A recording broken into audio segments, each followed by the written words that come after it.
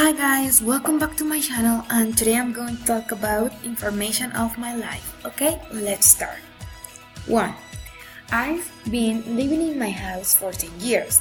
It is a big house that has 12 rooms, 4 bedrooms, a kitchen, and a large terrace. I have there the most beautiful memories of my life. 2. I've had my cell phone for 5 months.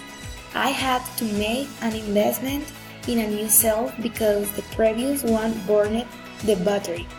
Then my mother made me see that I had to buy things, and she put me to pay the cell fees. 3.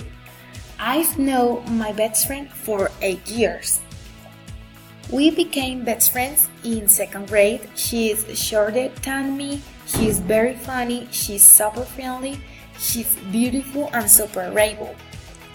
4. I've been studying English for 3 years.